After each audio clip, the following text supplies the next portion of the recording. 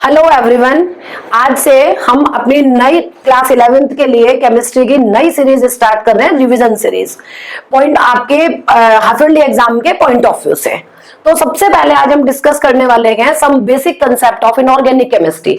It is your first chapter of chemistry. You all know about matter. What is matter? हम छोटी classes से पढ़ते आ रहे हैं मैटर। मैटर क्या है? Matter anything which has mass and occupy space. This matter can classify in two ways, physically and chemically. Physically we divide it into solid, liquid and gas, and chemically we divide first into pure and impure और mixture and और compound में हम इसको classify करते हैं। Element वो होते हैं जो एक ही तरह के एटम से मिलकर बने होते हैं। मीन्स के elements are the substances which are made up of same kind of atom.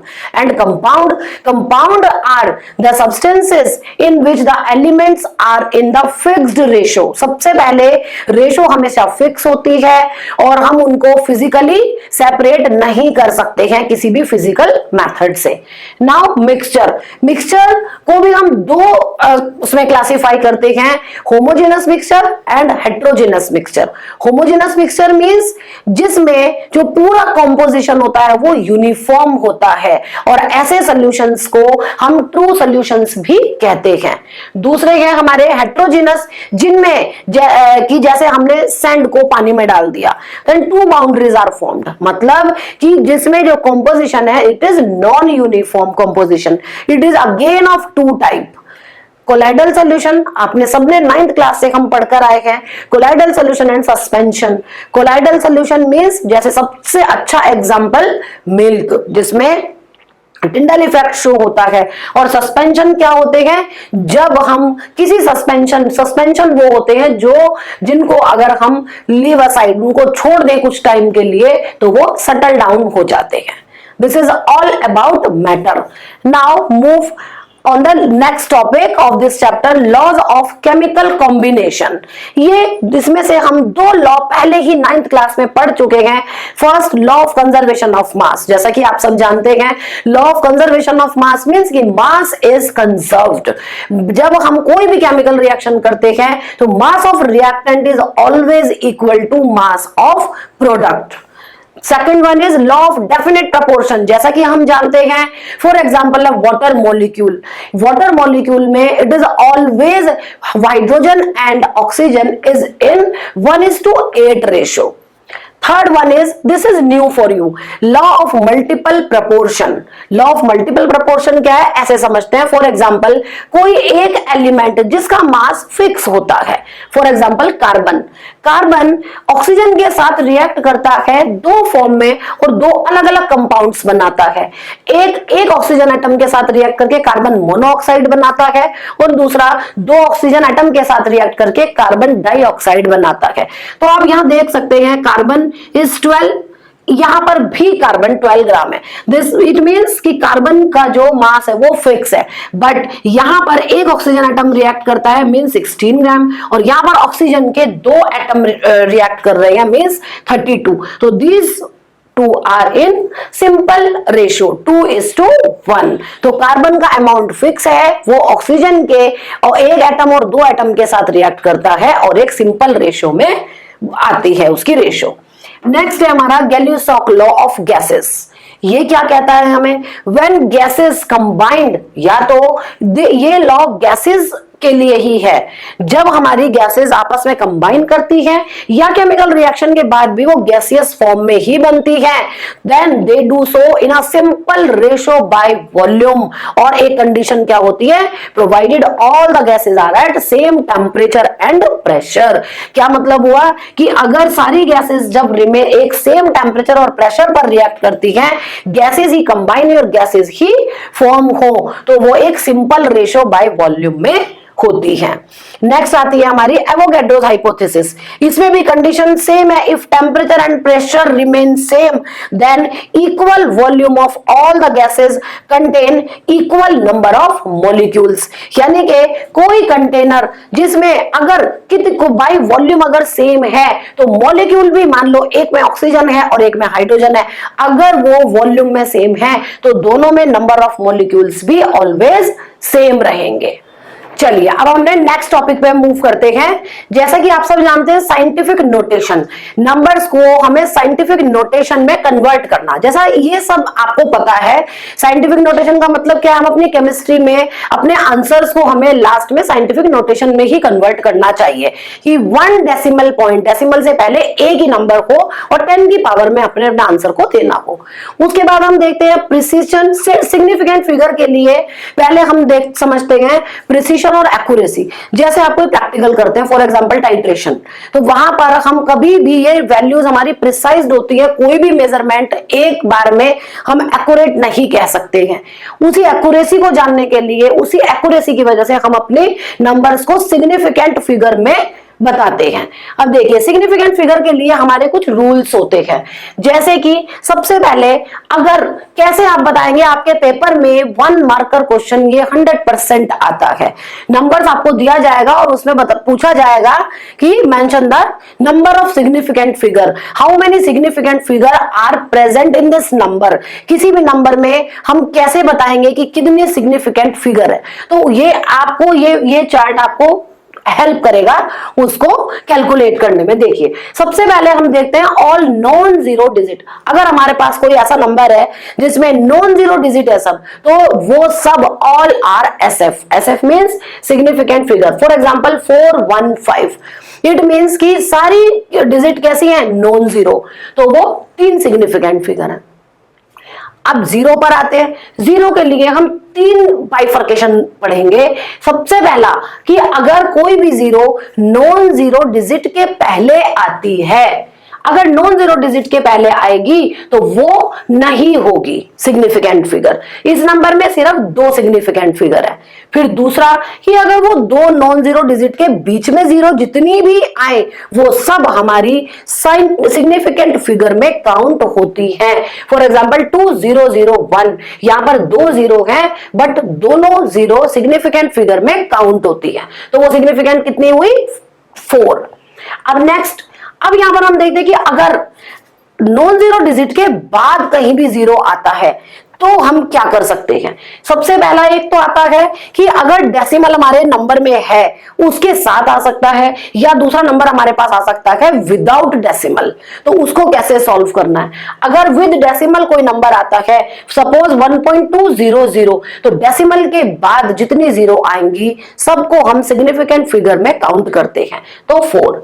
अब आते हैं विदाउट डेसिमल। अगर कोई नंबर है 1200, उसके आगे जितनी जीरो लगी, तो ऐसे केस में या तो हम सिंपली लिख सकते हैं कि इसमें कितने सिग्निफिकेंट फिगर है, इनडेफिनिट, या हम क्या कह सकते हैं, इनफाइनाइट, या हम क्या कह सकते हैं, हम इसको ऐसे सॉल्व कर सकते हैं कि सबसे पहले हम इस नंबर को साइंटिफिक नोटेशन में चेंज कर दें, यानी 10 की पावर में चेंज करें। 10 की पावर को सिग्निफिकेंट फिगर में काउंट नहीं किया जाता है, तो सपोज 1.200 इंटू 10⁻3, तो इसमें कितने सिग्निफिकेंट फिगर होती है, 4 होती है। ये इससे आपको सिग्निफिकेंट फिगर को कैलकुलेट करने में हेल्प मिलेगी।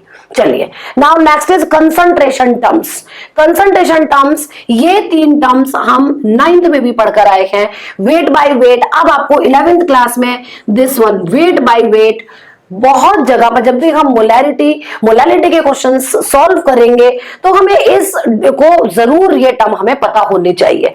जैसे वेट बाय वेट, क्या मतलब है वेट बाय वेट का। सपोज अगर मैं कहती हूं 4 ग्राम NaCl वेट बाय वेट, तो क्या मतलब हुआ इसका, ये हमने क्या कहा, mass of solute divided by mass of solution into 100। मतलब वेट बाय वेट का मतलब है, फॉर एग्जांपल 4 ग्राम NaCl यानी 4 ग्राम NaCl 100 ग्राम सॉल्यूशन में डिसॉल्व है। It means weight by weight volume. हम कहते हैं weight by weight percent. Weight by volume means जब हम कहते हैं इतना वेट इतने वॉल्यूम में डिसॉल्व है, और अगर वॉल्यूम बाय वॉल्यूम तो इसका मतलब वॉल्यूम भी वो भी ml में, सॉल्यूट भी और सोल्यूशन भी ml में होता है। ये सब हम पढ़ चुके हैं। अब इट इज न्यू, एक और टर्म हमारी आती है मोल फ्रैक्शन। मोल फ्रैक्शन क्या है? मोल फ्रैक्शन को हम जीटा से डिनोट करते हैं और ये एक रेशो होती है। रेशो फॉर एग्जांपल मान लो हमें एक सोल्यूशन दिया गया है, उस सोल्यूशन में हमारे ए और बी दो चीज, you know about solute, solvent and solution. तो मान लो हमें यहाँ पर दो कोई भी वो डिसॉल्व करेगा ये एक सोल्यूशन में सॉल्यूट ए और बी। अब हमें मोल फ्रैक्शन कैलकुलेट करना है, तो ये रेशो है number of moles of one component divided by number of moles of sum of solution का लेना है हमें। जैसे अगर मुझे ए के लिए निकालना है तो number of moles of A divided by number of moles of A plus B, या हम क्या कह सकते हैं number of moles of solution. यानी कभी भी अगर एमसीक्यू में आपके पास ऐसा क्वेश्चन आता है कि किसी एक एलिमेंट का मोल फ्रैक्शन इतना है तो दूसरे का बताइए, और आपके पास और कोई इंफॉर्मेशन नहीं है, तो आप क्या कर सकते हैं, एक का दिया हुआ है तो 1 में से उसको माइनस कर दीजिए जो भी वैल्यू XYZ आपको गिवन है, ठीक, because it is a ratio. अब हम आते हैं molarity and molality. 9th class में हमने नंबर ऑफ मोल्स, क्योंकि मोलैरिटी और मोलैलिटी को डिस्कस करने से पहले हमें नंबर ऑफ मोल्स को पता होना चाहिए। 9th क्लास में सब बच्चों ने पढ़ा है नंबर ऑफ मोल्स कैसे हम कैलकुलेट कर सकते हैं। Number of moles given mass divided by molar mass. Molar mass आप सबको पता है कि जब हम एटॉमिक मासेस का सम करते हैं किसी मॉलिक्यूल का तो मॉलिक्यूलर मास कैलकुलेट हो जाता है। तो मोलैरिटी का मतलब क्या है बेटा, देखो मोलैरिटी और मोलैलिटी इन दोनों में बहुत कंफ्यूजन होता है और बच्चे गलत करते हैं। एक चीज का ध्यान रखना है, जो हमारा फॉर्मूला है number of moles of solute वो मोलैरिटी में भी सेम है। मैं कंपैरिजन में बता रही हूं जिससे आपको क्लैरिटी आ जाए। Molarity is denoted by capital M and molality is denoted by small M. तो number of moles of solute is same. दोनों फॉर्मूले में आपको मोलैरिटी कैलकुलेट करनी है तब भी number of moles of solute. और कैसे निकालेंगे, हमें mostly number of moles of solute नहीं गिवन होते, हमें सोल्यूट का मास गिवन होता है। अब जैसे आपको यही दे दिया 4 ग्राम NaCl वेट बाय वेट, तो इसी की यहां से आप वैल्यू को, अभी हम इसको समझ लिया हमने कि 4 ग्राम 100 ग्राम सोल्यूशन में डिसॉल्व है, तो ये 4 ग्राम क्या हुआ हमारा मास, गिवन मास स्मॉल m, और NaCl का मोलर मास हम यहां रख देंगे, तो यहां इससे हमारा क्या निकला नंबर ऑफ मोल्स। तो number of moles of solute यहां से आया। अब जो डिफरेंस है, जो मोलैरिटी है वो होती है वॉल्यूम लेना है आपको, और किसका, सॉल्यूशन का वॉल्यूम। एंड ये भी ध्यान रखना है कि हमेशा हमको इसको लीटर में लेना है। तो क्वेश्चन में कैसे दिया जाता है आपको कंफ्यूज करने के लिए कि वॉल्यूम हमेशा ml में दिया जाएगा, और हम क्या करते हैं एज सच उसको रख देते हैं, क्वेश्चन हमारा 0 हो जाता है। तो इसलिए हमें क्या करना है, ये ध्यान रखना है कि वॉल्यूम को पहले हमें लीटर में कन्वर्ट करना है, क्योंकि हमारा फॉर्मूला हमारा यही है number of moles of solute dissolved in litre, 1 litre of solution, यानी सोल्यूशन हमेशा लीटर में रखना है और इसकी यूनिट मोल्स पर लीटर।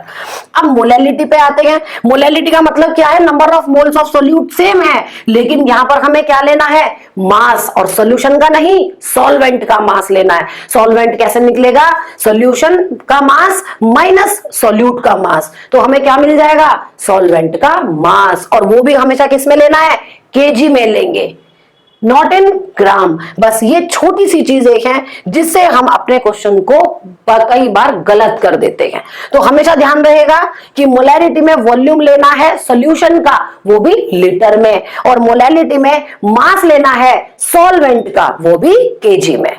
अगर हमें ऐसे क्वेश्चंस में हमें मोस्टली दी जाती है डेंसिटी। डेंसिटी आप सबको पता है mass upon volume is equals to density.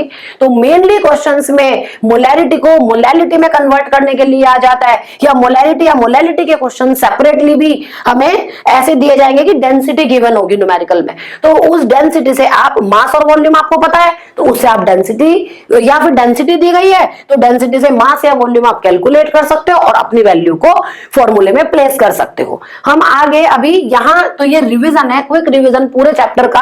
आगे अभी हम ये भी लाएंगे आपको रिवीजन के लिए अलग अलग टाइप के न्यूमेरिकल्स, जिस टाइप के न्यूमेरिकल्स आपके एग्जाम में आते हैं वो भी हम रिवाइज करेंगे एक बार कि कैसे कहां पर वैल्यूज को हमें पुट अप करना है। चलिए अब हमारे दो टॉपिक और बचे हैं, इंपेरिकल फॉर्मूला और एक लिमिटिंग रिएजेंट। तो इंपेरिकल फॉर्मूला का क्वेश्चन कैसे हमें आता है, एक क्वेश्चन आपके एग्जाम में जरूर आता है।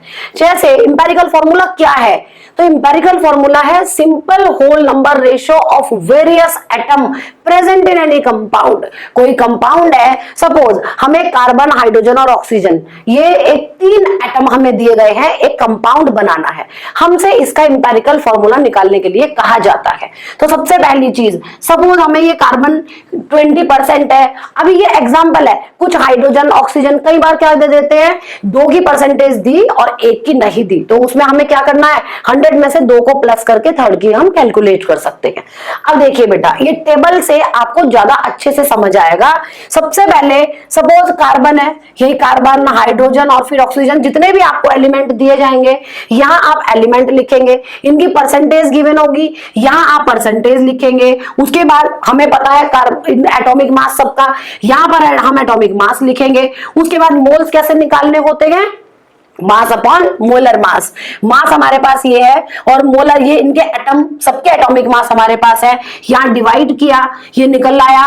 यहां से जो सबसे स्मॉलेस्ट नंबर होगा, सबसे छोटा, उससे यहां से सबको छोटे वाले से तीनों को डिवाइड कर देंगे। अब यहां पर हमारी रेशो, सपोज हमारी रेशो ऐसे आती है 2:1:2 या 2:1:1, सपोज ऐसे आई, इमेजिन करते हैं। तो हम क्या कहेंगे, इंपेरिकल फॉर्मूला कैसे बनेगा हमारा, हमें लिखना है कि मान लो हमारे C2 है, H1 है और O1 है। कभी कभी किसी न्यूमेरिकल में कैसा आता है कि जब हम यहाँ सिंपलेस्ट रेशो तक पहुंचते हैं, मान लो सपोज ये 2 की बजाय 1.5 है, अब कोई भी एटम 1 होगा या 2, 1.5 तो हो नहीं सकता। तो ऐसे केस में हमें इसको एक नंबर से मल्टीप्लाई कर दिया, यानी हमने इसको 3 बना दिया। बट ये ध्यान रखें कि तीनों नंबर को यू हैव टू मल्टीप्लाई, ये नहीं कि जिस नंबर को हमें चेंज करना है सिर्फ हमने उस नंबर को मल्टीप्लाई कर दिया तो हमारा फॉर्मूला गलत हो जाएगा। हमें अब तीनों में मल्टीप्लिकेशन करना होगा। ये हमारा इंपेरिकल फॉर्मूला आया। मॉलिक्यूलर मास हमेशा हमें क्वेश्चन में गिवन होगा, तो यहां हम क्या करेंगे, मॉलिक्यूलर मास से को इंपेरिकल फॉर्मूला मास कैलकुलेट कर लेंगे, इसका डिवाइड कर देंगे, एन की वैल्यू आ जाएगी और इस इंपेरिकल फॉर्मूला में उस n की वैल्यू से मल्टीप्लाई कर देंगे। मान लो ये 1 है तो सेम हमारा नंबर आ जाएगा, 2 है तो C4H2O2 आ जाएगा। जो भी आपके पास वैल्यू निकलेगी उससे आप अपना फॉर्मूला बना सकते हैं। लास्ट हमारा आता है लिमिटिंग रिएजेंट। लिमिटिंग रिएजेंट का क्या मतलब है, जब भी कोई केमिकल रिएक्शन होती है उसमें जो रिएक्टेंट है, मान लो suppose 2H2 + O2 gives 2H2O। सबसे पहली चीज, लिमिटिंग रिएजेंट के क्वेश्चंस को सॉल्व करने के लिए सबसे पहले first of all you have to balance the equation. नहीं तो अगर आपने इक्वेशन बैलेंस नहीं करी तो आपका क्वेश्चन रॉन्ग, गलत हो जाएगा।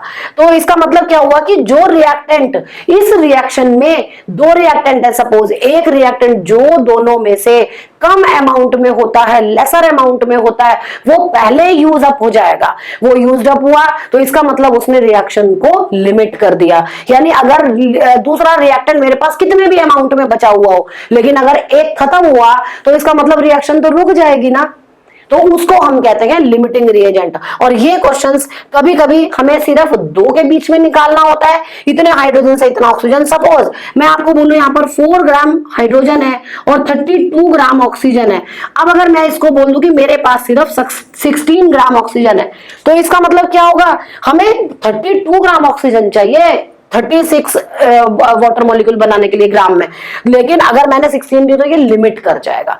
तो कई बार हमें 2 वैल्यूज दी गई होती है, तो simply you have to apply आपका यूनिटरी मेथड। और अगर तो हम जो लिमिट, और अगर हमें तीनों के साथ दिया, इतना इसके साथ करके कितना बनेगा, तो हम ऐसे केस में क्या करते हैं, ऐसे केस में फिर हम जो लिमिटिंग रिएजेंट है उसके साथ यूनिटरी मेथड लगाते हैं और अपने क्वेश्चन को, न्यूमेरिकल को सॉल्व कर लेते हैं। डोंट वरी, अभी हम नेक्स्ट वीडियो में रिविजन क्वेश्चन, इंपॉर्टेंट क्वेश्चंस हर चैप्टर वाइज मैं आपको बताऊंगी और हर नेक्स्ट वीडियो में एक एक क्वेश्चन भी सॉल्व करेंगे जो डिफिकल्टी लेवल वाला वाला भी होगा और सिंपल भी होगा आपका, तो उससे आपको और क्लैरिटी आएगी। अगर आपको ये पसंद आया है, आपको उससे कुछ हेल्प मिलेगी 100%, हम कंटिन्यूएशन में वीडियोस लाते रहेंगे। Please subscribe and like our channel. Okay, thank you.